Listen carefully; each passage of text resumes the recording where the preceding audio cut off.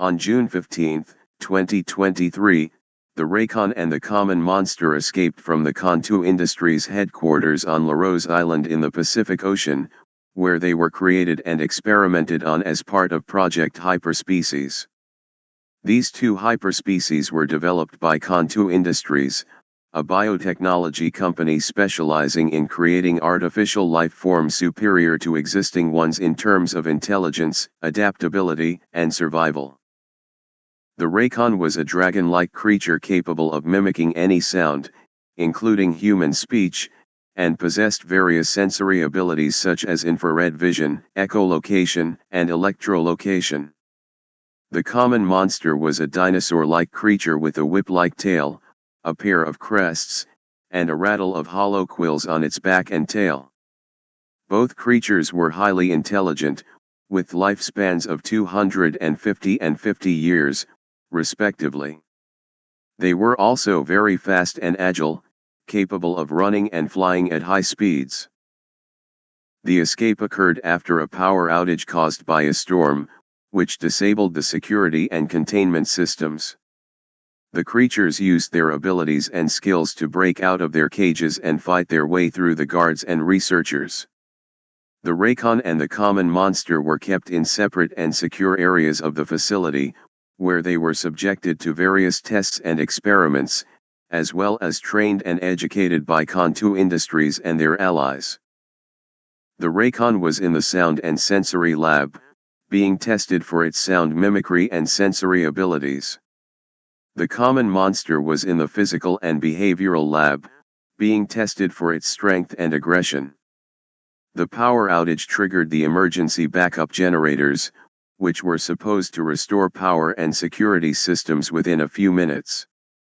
However, the storm also damaged the generators, causing them to malfunction and explode, creating a fire and smoke that spread throughout the facility. The fire and smoke activated the sprinklers and alarms, adding to the chaos and confusion.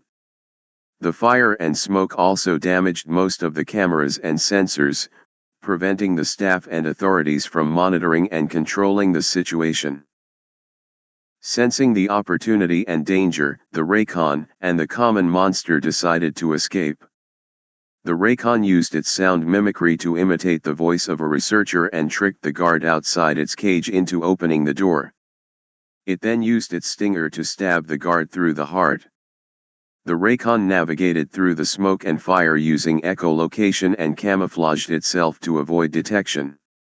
The common monster used its strength and aggression to break the lock of its cage and smash the door. It attacked and intimidated any guards or researchers it encountered using its claws, whip-like tail, and rattling quills. The common monster also used its venom to blind people and its speed and agility to run and jump through the facility, reaching the exit. At the exit, the Raycon and the common monster faced the last line of defense, a group of armed guards ushering people into a helicopter. The Raycon used its flame-spitting ability and size, while the common monster used its venom and physical attacks to overcome the guards and escape the facility. They reached the shore and parted ways. The Raycon flew to the mainland at a constant speed of 55 miles per hour, arriving at the coast of California in about 113.6 hours, or 4.7 days, on June 19, 2023. The common monster swam to the mainland at a speed of 3 to 7 miles per hour, arriving at the coast of California in about 679.86 hours, or 28.33 days, on July 13, 2023.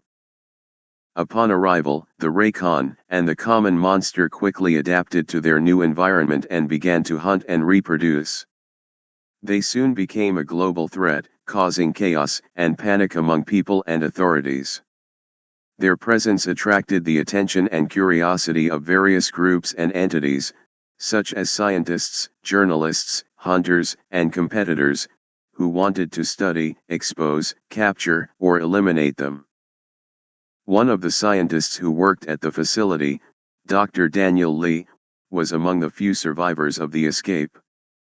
He managed to flee the island with crucial data and evidence about Project Hyperspecies. Determined to expose Kontoo Industries and warn the public about the dangers posed by the Raycon and the common monster, Dr. Lee arranged a live interview with a trusted radio host. During the broadcast, Dr. Lee revealed his identity and role in the project, sharing the data he had smuggled out. He explained the origins and capabilities of the Raycon and the common monster, highlighting their potential threat to humanity. His revelations caused a media frenzy, with the public demanding answers and accountability from Kontoo Industries and the authorities. Protests and boycotts against the company erupted, while many praised Dr. Lee for his bravery. However, not everyone believed Dr. Lee's claims. Some accused him of fabricating the story or acting as a corporate spy. Despite the mixed reactions, Dr. Lee and his family faced significant threats and harassment.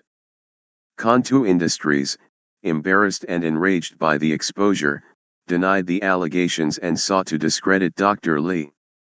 They launched a manhunt to capture him and suppress further leaks, while intensifying efforts to recapture the escaped creatures.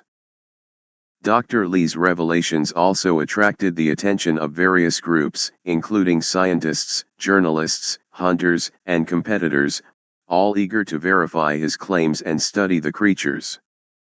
These groups sought to find Dr. Lee, obtain his evidence, and either capture or eliminate the Raycon and the common monster for their own purposes. The radio interview marked a pivotal moment in the Kontoo incident, escalating the conflict between Kontoo Industries and the escaped creatures, and drawing in numerous other interested parties.